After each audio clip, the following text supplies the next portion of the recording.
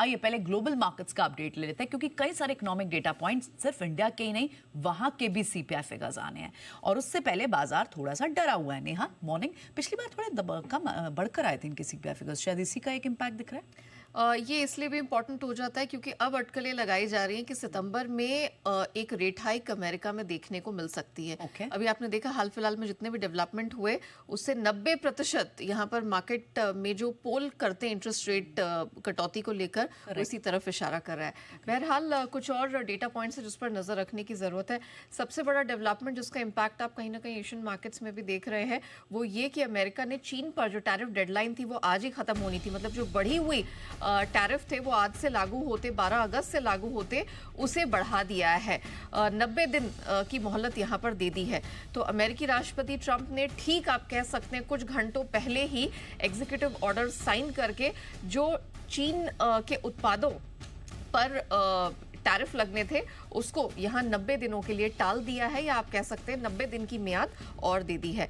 सिर्फ यही नहीं, ट्रूथ सोशल पर डोनाल्ड ट्रंप ने कहा कि अमेरिका में जो सोने का इंपोर्ट होता है उस पर भी टैरिफ नहीं लगेगा। आपको ध्यान होगा कि ओवर द वीकेंड इसको भी लेकर काफी हंगामा हुआ था कि यूएस कस्टम्स एंड बॉर्डर ने कहा था कि जो 1 बार गोल्ड होता है उस पर टैरिफ लगाया जाएगा, जिसके बाद सोने की कीमतों में हमने उछाल देखा था। लेकिन फिर ये ऐलान ट्रूथ सोशल पर अमेरिकी राष्ट्रपति ने किया है, जिसके बाद हमने सोने की कीमतों में भारी करेक्शन देखा है। सिर्फ यही नहीं, एक और डेवलपमेंट है। यूक्रेन के राष्ट्रपति जेलेंस्की ने प्रधानमंत्री नरेंद्र मोदी से फोन पर बातचीत की और अगले महीने जो संयुक्त राष्ट्र की महासभा, यूएन की जो महासभा है, उसके दौरान दोनों में एक मुलाकात हो सकती है। ये तो बड़े डेवलपमेंट हो गए ग्लोबल फ्रंट पर।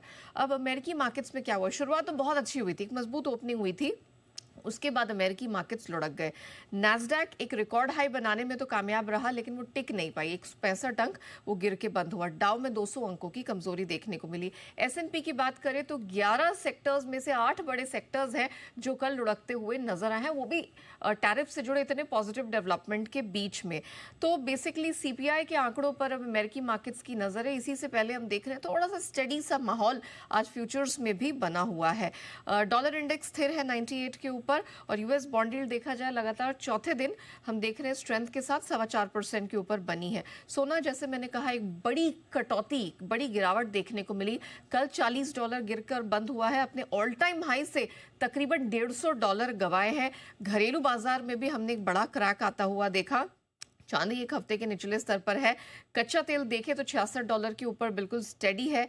बेस मेटल्स लाल निशान में चले गए हैं, और कॉफी ये एक बार फिर से उबलती हुई दिखाई दे रही है। 7 से 8 हफ्तों की ऊंचाई पर अरेबिका कॉफी की कीमतें ग्लोबल मार्केट में चली गई हैं।